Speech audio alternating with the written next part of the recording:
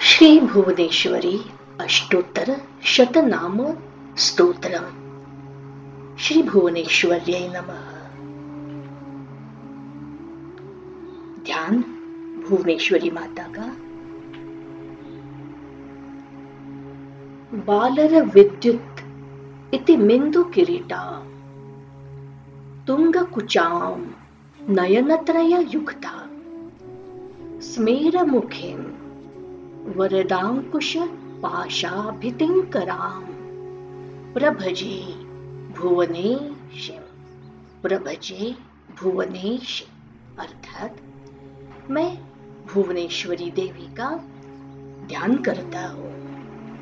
उनके श्री अंगों की आभा प्रभात काल के उदयमान सूर्य के समान है।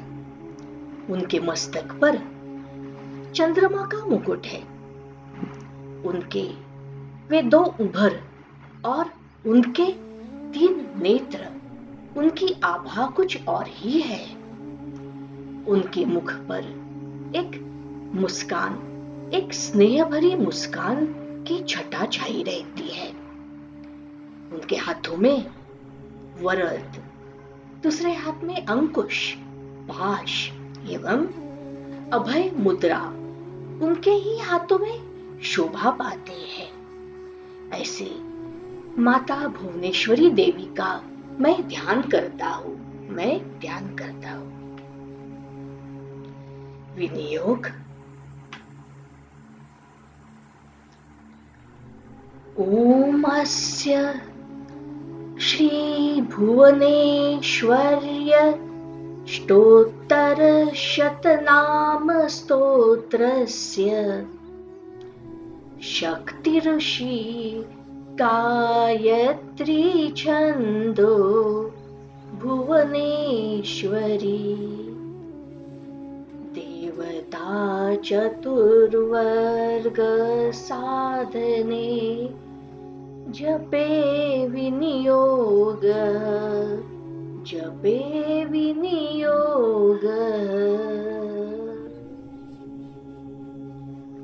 कैलास शिखरे रम्ये नानारत्न उपशोभिते नर नारी हितार्थाय शिवं पप्रच्छ पार्वती, शिवं पप्रच्छ पार्वती।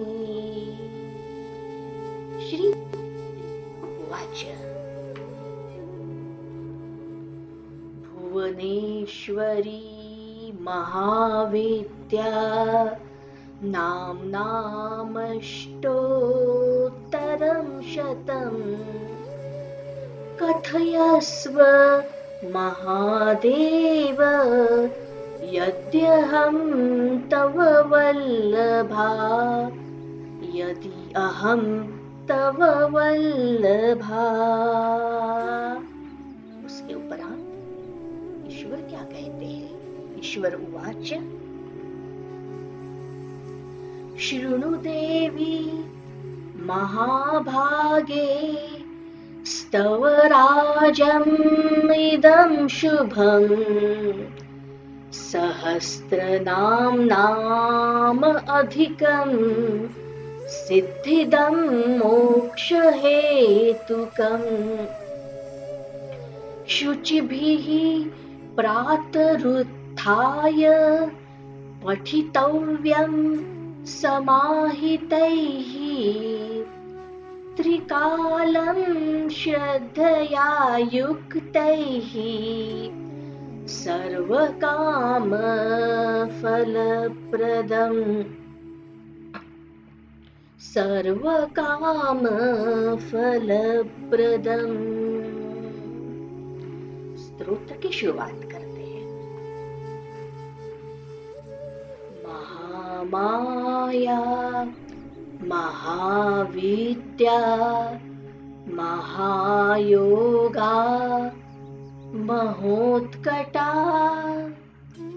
माहेश्वरी कुमारी च ब्रह्माणि ब्रह्मरूपिणी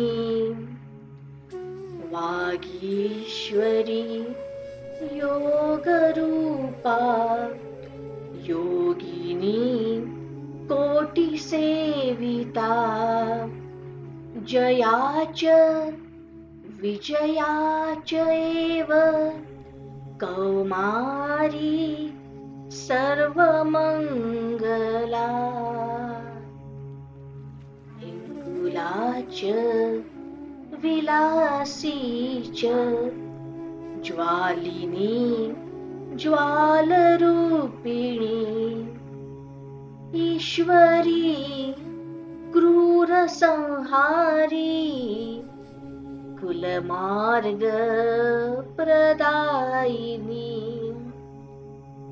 वैष्णवी सुभगाकारा सुकुल्या कुलपूजिता वामांगा वामचारा च वामदेव प्रिया तथा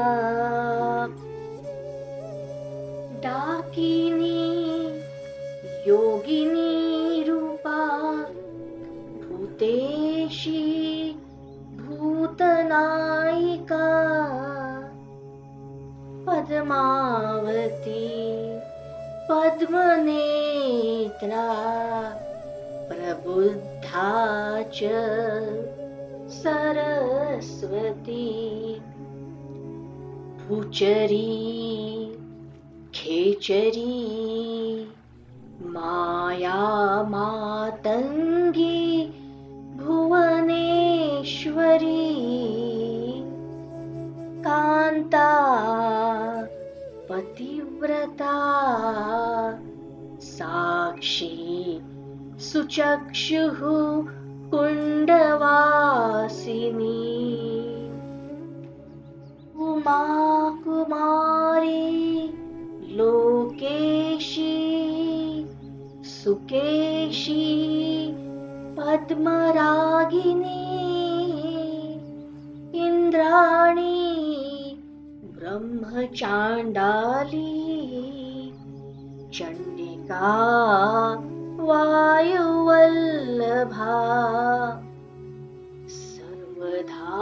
सर्वधातुमयी मूर्ति जलरूपा जलोदरी आकाशीरणगा चैव दृक्पाल विभूषणा नर्मदा मोक्षदा च एव कामधर्मार्थदायिनी गायत्री च अथ सावित्री त्रिसन्ध्या तीर्थगामिनी अष्टमी नवमी च एव दशमी एकादशी तथा पौर्णमासी कुहुरूपा तिथिमूर्ति स्वरूपिणी सुरारी नाशकारी च रूपा च वत्सला अनला अर्धमात्रा च अरुणा पीतलोचना लज्जा सरस्वती विद्या भवानी पापनाशिनी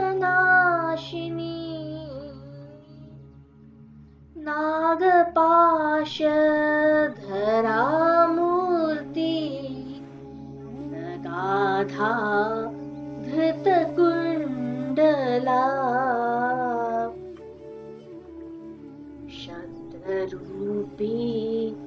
क्षयकरी तेजस्विनी शुचिस्मिता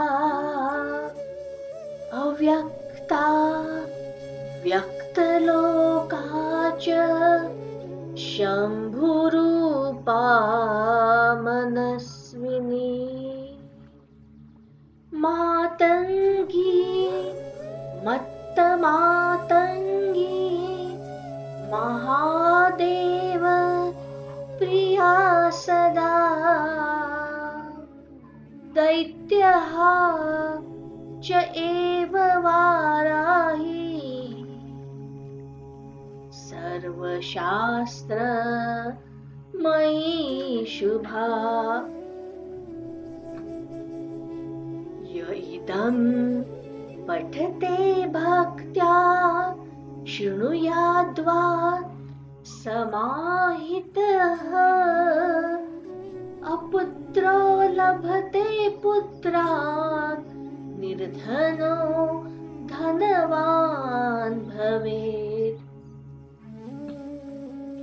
मूर्खा अपि लभते शास्त्रम् चौरो अपि लभते गतिम् वेदानां पाठको विप्रः क्षत्रियो विजयी भवेत् क्षत्रियो विजयी भवेत् वैश्यस्तु धनवान् भूयात् क्षुद्रस्तु सुखमेधते अष्टम्यां च चतुर्दशां नवम्यां च एकचेतसः ये पठन्ति सदा भक्त्या न ते वै दुःखभागिनः एककालं द्विकालं वा त्रिकालं वा चतुर्थकम् एककालं द्विकालं वा त्रिकालं वा चतुर्थकम् ये पठन्ति सदा भक्त्या स्वर्गलोके च पूजिताः रुद्रं दृष्ट्वा यथा देवाः पन्नगा गरुडं यथा शत्रवः प्रपलायन्ते तस्य वक्त्रविलोकनात् तस्य वक्त्रविलोकनात् तस्य वक्त्रविलोकनात्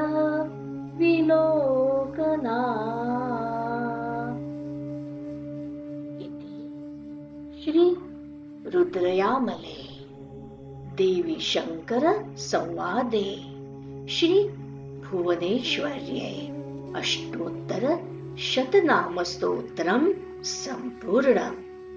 श्री भुवनेश्वर्यै नमः।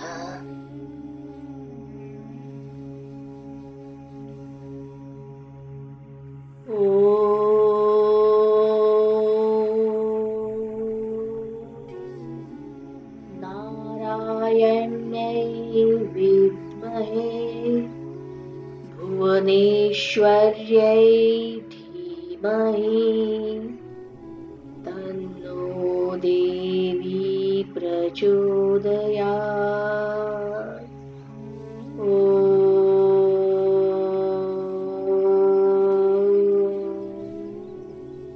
नारायण्यै विद्महे भुवनेश्वर्यै धीमहि तन्नो देवी प्रचोदयात्। श्री भुवनेश्वर्यै नमः। श्री भुवनेश्वर्यै नमः। तस्मै श्री गुरुवे नमः। तस्मै श्री गुरुवे नमः। तस्मै श्री गुरुवे नमः।